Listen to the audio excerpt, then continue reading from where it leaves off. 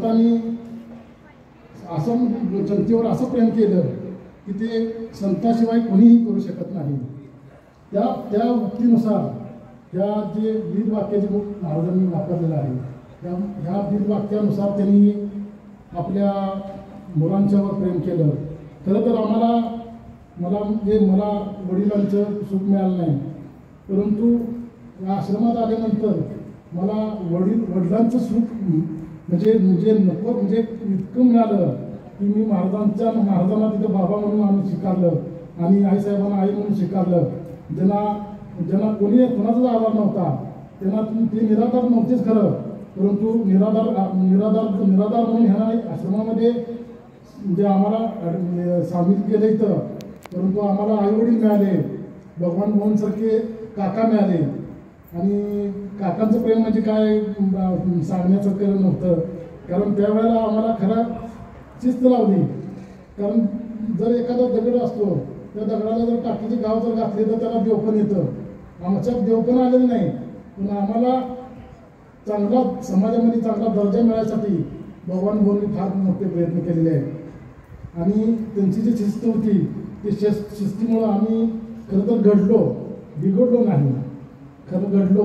आणि जेव्हा आम्ही आश्रम सोडून जेव्हा आमच्या गावाला गेलो तेव्हा आम्हाला असं वाटलं की जनतेमध्ये आम्हाला जेव्हा काम करायचं म्हणजे कामाला सुरुवात केली आम्ही, म्हणजे दुसरं काय सोर्स ऑफ इन्कम नव्हता।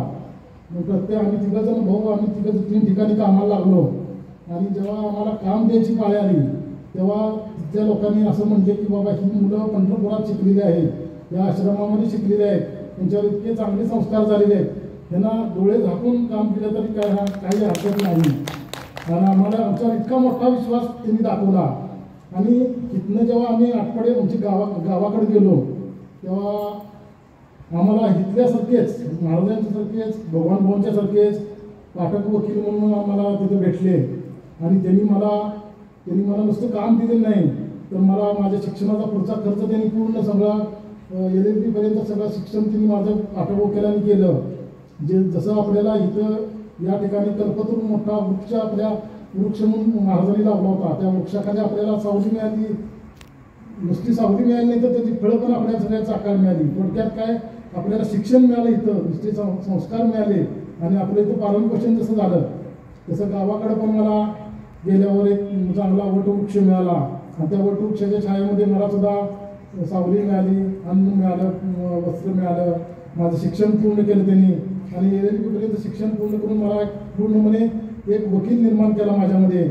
आणि हा जो माझ्यामध्ये म्हणजे जिथं चांगला गुण निर्माण झाला होता तो इथं त्याचा पाया ह्या आश्रमामध्ये रचला होता आणि तो पाया जर माझा रचला नसता तर आज आम्ही कुठेही भरकटत गेलो असतो, आज आम्ही कुठं असतो काय आम्हाला पण आता आमच्या सांगू शकत नाही।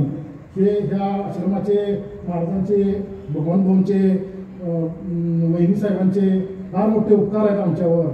आम्ही जेव्हा आठवडीला गेलो आणि आमच्यावर जेव्हा संस्कार चालू होते म्हणजे आमच्यावर आम्हाला काम करायची पाळी आली तेव्हा लोक म्हणत होते की ही आश्रमामध्ये राहिल्यामुळं की मुलांचे एवढे संस्कार चांगले झालेले आहेत आणि जर ही आश्रमात राहिली नसती तर आतापर्यंत अशी कुठेतरी फिरली असते, त्यांच्यावर कुठं कशी पाळी आली असते काय सांगता येत नाही। आई वडिलांचं तर काय क्षेत्र नव्हतं, परंतु जसं आम्हाला क्षेत्र मिळालं तसंच आमचे ह्या चांगल्या संस्कारामुळं आम्हाला गावामध्ये सुद्धा अगदी मानाचं स्थान मिळालं।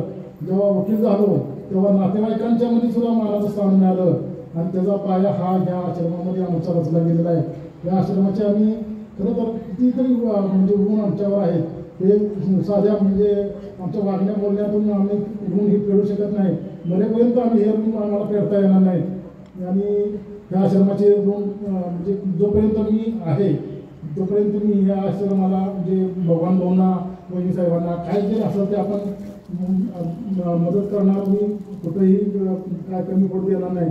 आणि जेव्हा माझ्यावर म्हणजे अशी कशी वेळ आली तर मी भगवान भाऊंना असं शब्द देतो की काही पुढच्या आश्रमाचं जे निर्माण करायचे काय जे असेल त्याचे कायदेशीर बाबी असतील काय जे असेल त्याला सगळ्याला मी मदत करायचं तयार आहे, तेवढं म्हणून मी माझे भविष्य संपवतो। धन्यवाद।